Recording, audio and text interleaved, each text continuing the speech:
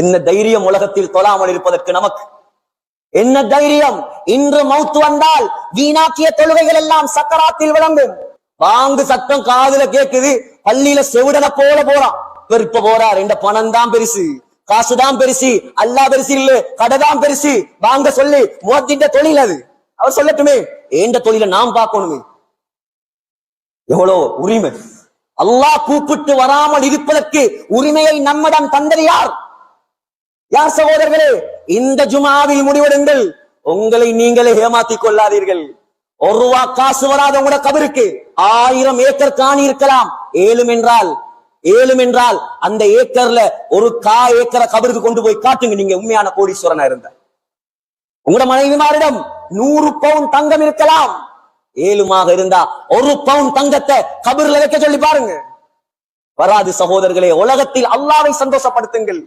அல்லாஹ்வுடைய கடமைகளை வீணாக்கி விடாதீர்கள். கை நல்லா இருக்குது, கால் நல்லா இருக்குது, ஜிம் பொடியோட திரிகிறான், சண்டையா அடிபுடியா ஊருக்கு முன்னால. நான் சொல்றதெல்லாம் பொய்யா சகோதரர்களே? இன்னைக்கு முஸ்லிம் சமூகத்தில் நடக்கிற ஆகப்பெரிய அநியாயம் இதெல்லாம். கைய தந்தவன், கால தந்தவன், ஆரோக்கியத்தை தந்தவன், இவனுக்கு ஒரு 5 நிமிஷம் ஒரு 10 நிமிஷம் நெத்திய நிலத்தில வச்சு சஜதா செய்ய வக்கில்லண்டா எங்களை விட துர்ப்பாக்கியவான் இந்த உலகத்தில் வேற யார் இருக்க முடியும்? எந்த முகத்தோடு அந்த கியாமத்துடைய நாளையில் அவனை பார்க்கிற இயலாது, சுஜூது செய்ய இயலாது. கியாமத்துடைய நாளையில் அல்லாஹ் வெளிப்படுவான். அந்த ரப்புல் ஆலமீன் 20 வருஷம் 30 வருஷம் நெத்தி கருக்க சுஜூது செய்கிறோமே, அந்த ரப்ப நாங்க காணலே சகோதரர்களே. அந்த ரப்பை காணலாம், அந்த சுவர்க்கத்தில் காணலாம். நல்லவர்கள் காண்பார்கள், சுஜூது செய்தவர்கள் காண்பார்கள். உலகத்துல தொழுகையை நாசமாக்கியவன், அல்லாஹ்வுடைய கடமையை நாசமாக்கியவன் சுஜூது செய்ய பார்ப்பான். அல்லாஹ் அவனுடைய முதுகுகளை பலகையாக மாற்றுவான். உலகத்துல உனக்கு வழிபட வக்கில்ல, கியாமத் நாள் அமல் செஞ்ச என்ன பிரயோசனம்? ஆகையால் சகோதரர்களே, அல்லாஹ் தந்த ஆகப்பெரிய சந்தர்ப்பம் இது. ஆகப்பெரிய சந்தர்ப்பம் வீணாக்கி விடக்கூடாது, நாசமாக்கி விடக்கூடாது. ஆயிஷா அம்மா சொன்னாங்க, யா ரசூலல்லாஹ், நீங்க தொழுவிச்ச முசல்லாவுல என்னுடைய வாப்பா நின்று தொழுவிப்பாரா? அவர் எவ்வளவு சொஃப்டானவர், அவர் தக்பீரை கட்டினாலே அழுதுருவாரு. உங்களோட இடம் ரசூலுல்லாஹ்வுடைய இடம், அது லேசான இடமா? உலகத்தின் சொர்க்கத்தின் பூஞ்சோலை அது. புகாரியுடைய ஹதீஸ், மா பைன கபரி வ மிம்பரி ரௌதத்தும் மின் ரியாதில் ஜன்னா. சொன்னார்கள் ஸல்லல்லாஹு அலைஹி வஸல்லம், அந்த மதீனாவின் மஸ்ஜிதுன் நபவியின் ஸல்லல்லாஹு அலைஹி வஸல்லம் உடைய கபருக்கும் ஸல்லல்லாஹு அலைஹி வஸல்லம் குத்பா ஓதிய மிம்பருக்கும் இடையில் இருக்கும் அந்த பகுதி இருக்கிறது, இந்த அளவுதான் இருக்கு, இந்த பள்ளியுடைய அளவு. சொர்க்கத்து பூஞ்சோல் என்றாங்க ஸல்லல்லாஹு அலைஹி வஸல்லம்.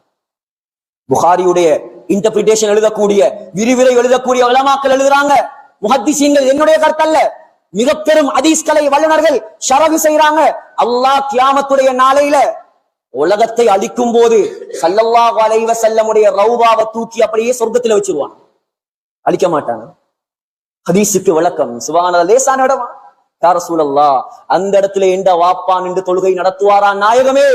சொன்னார்கள் ஸல்லல்லாஹு அலைஹி வஸல்லம், அவர்தான் தொழுவிக்க வேண்டும், அவர்தான் தொழுவிக்க வேண்டும். ஓடி வந்து கொஞ்சம் நோய் லேசானதுக்கு பின்னால் பெரிய தலப்பாகையை துணியை தலையில் கட்டிக்கொண்டு மிம்பரில் வந்து உட்கார்ந்து எலும்பி நின்று கூட பயான் பண்ண முடியாது ஸல்லல்லாஹு அலைஹி வஸல்லம் அவர்களால்.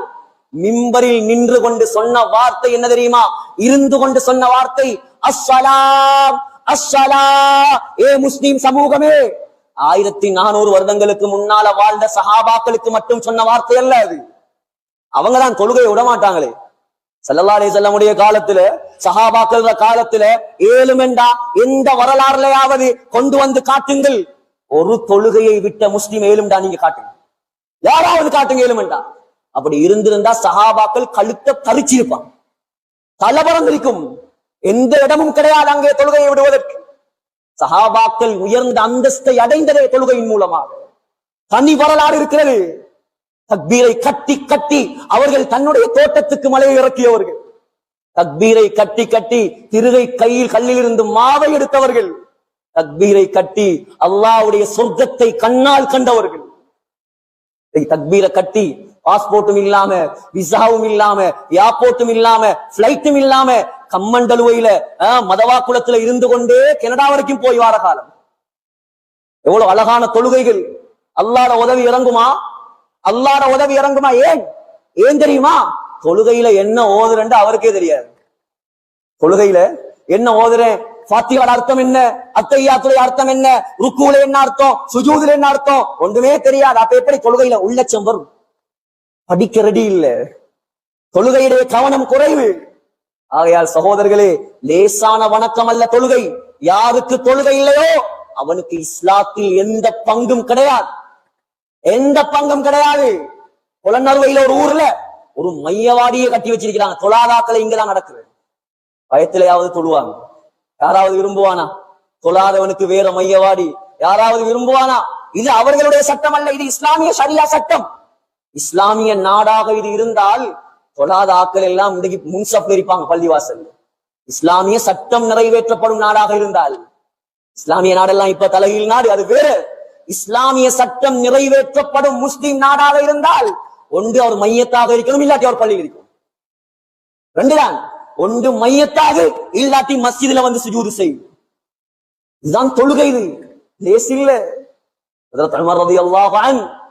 இஸ்லாமிய சாம்ராஜ்யத்தை 22 லட்சம் சதுர மைல் கிலோமீட்டரை இஸ்லாமிய சாம்ராஜ்யமாக கொடிகட்டி பறக்க வைத்தவர். புரட்சி என்றால் என்னவென்று தெரியுமா? என்னது கின்னஸ்காரனுக்கு, கின்னஸ்ல அதையும் இதையும் குப்பையும் போட்டு எழுதி வச்சிருக்கிறானே, புரட்சியாளர்கள் பேர்ல யாரெல்லாம் எழுதி வச்சிருக்கிறானே. புரட்சி என்றால் என்னவென்று தெரியுமா அவனுக்கு? உலகத்தில் உண்மையான புரட்சி செய்தவர் ஸல்லல்லாஹு அலைஹி வஸல்லம். உலகத்தின் புரட்சிக்கு உதாரணம் உமர் ரலியல்லாஹு அன்ஹு. முஸ்லிம்கள் மாத்திரமா, அந்நியர்கள் கூட சொல்லிவிட்டார்கள், உமருடைய ஆட்சி வந்தால்தான் இந்த உலகத்தில் மீண்டும் நீதி நிலைநாட்டப்படும். 1400 வருடங்களுக்கு முன்னால் இந்த உம்மத்து இழந்த உமருடைய ஆட்சி கியாமத் நாள் வரைக்கும் வராது, கியாமத் நாள் வரைக்கும் கிடைக்காது. ஹஜ்ரத் ஈசா அலைஹிஸ்ஸலாம் வரும் வரைக்கும் இந்த உலகத்தில் நீதி நிலைநாட்டப்படாது. ஹஜ்ரத் மஹ்தி அலைஹிஸ்ஸலாம் வரும் வரைக்கும் இந்த உலகம் உமருடைய ஆட்சியை காணாது. அவரை பற்றி மாத்திரம் 1000 குத்துபா ஓதலாம். அவருடைய நீதியை பற்றி தனி குத்துபா, அவருடைய நியாயத்தை பற்றி தனி குத்துபா, அவருடைய தக்வாவை பற்றி தனி குத்துபா. அல்லாமா இப்னு சீரின் கனவுக்கு விளக்கம் சொல்லும் மிகப்பெரிய ஆலிம். உலமாக்கள் சொல்றாங்க, யூசுப் அலைஹிஸ்ஸலாத்துக்கு பின்னால் அல்லாஹ் இந்த உலகத்தில் கனவு விளக்கத்தை இப்னு சீரினுக்கு தான் ஆக ஆழமாக படித்து கொடுத்திருந்தார். சொல்றார், ஹஜ்ரத் உமர் ரலியல்லாஹு அன்ஹுவை கனவுல கண்டாலே கனவு கண்டவர் தக்வாதாரியாக மாறுவார், கனவு கண்டவன் ஈமான்தாரியாக மாறுவார். எப்படி தலைவர் அவர்!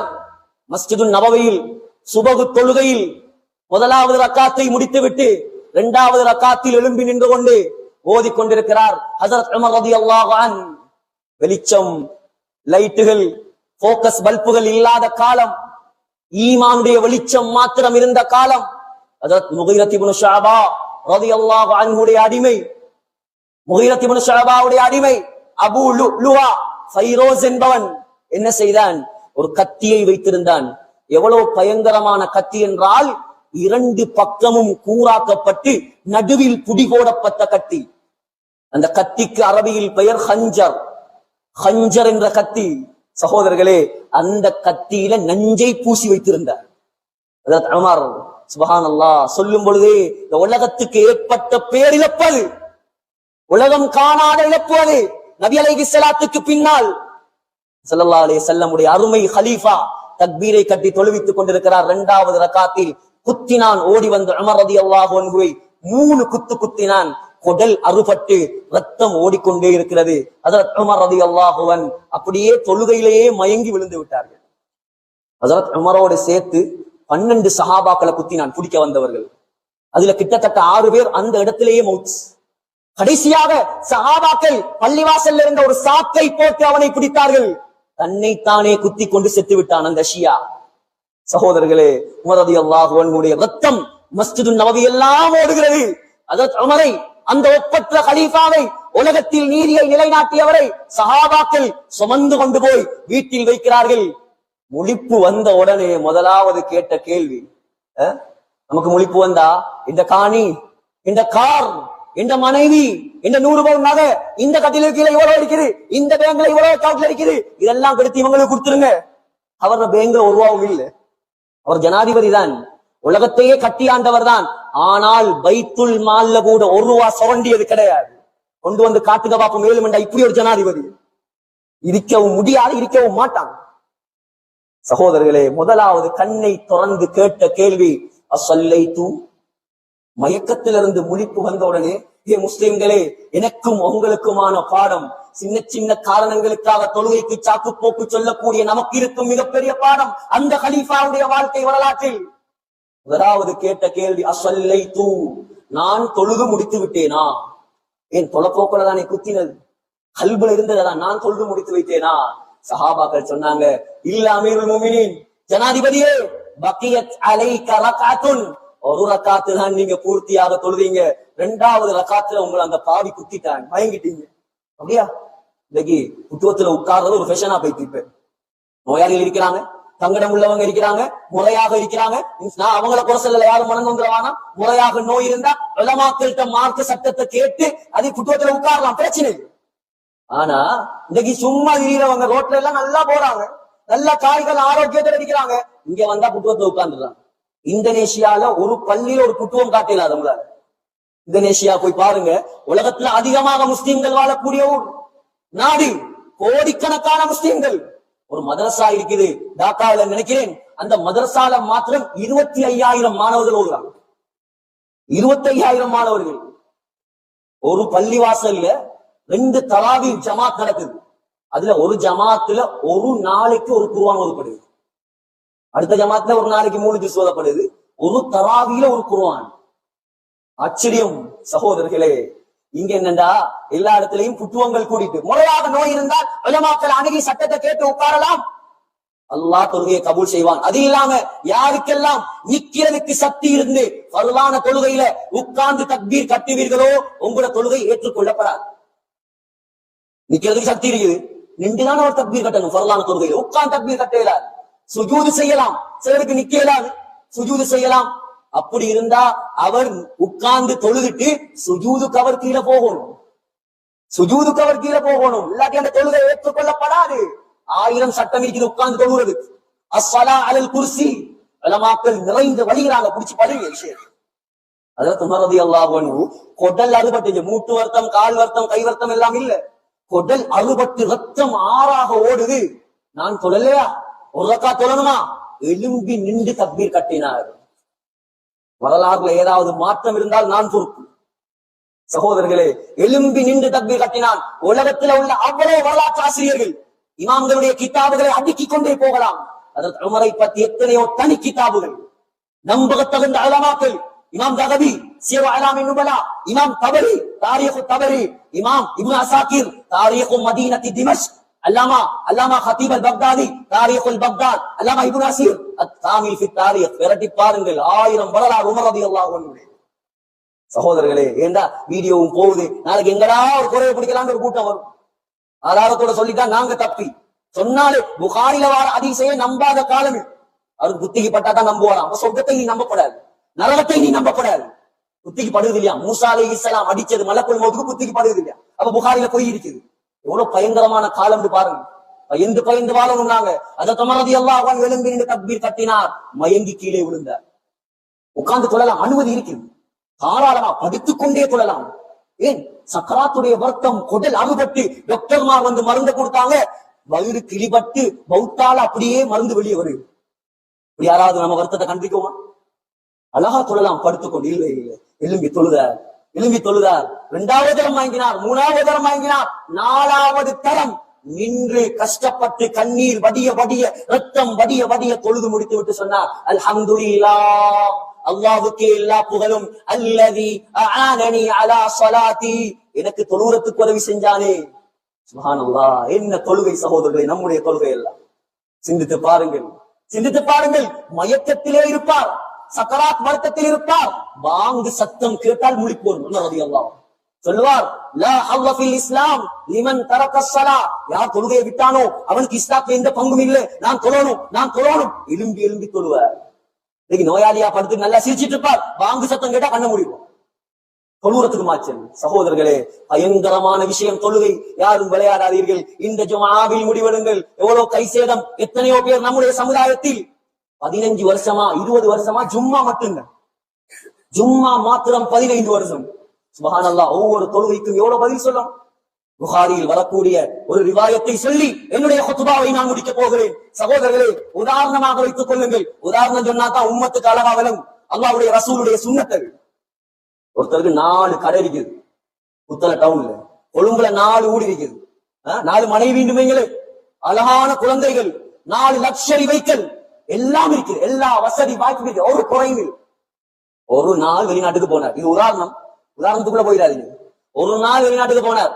ஒரு ட்ரிப் போட்டு ஒரு பிசினஸ் தேவையாக இந்தியாவுக்கு போனார். எப்பவுமே இந்தியாவுக்கு போய் திரும்பி வந்து பார்க்கிறார். ஹாஜி மனைவியையும் காணல, 4 வாகனத்தையும் காணல, 4 பொஞ்சாதிமாரையும் காணல, 4 ஊட்டையும் காணோம், 4 கடையையும் காணோம்.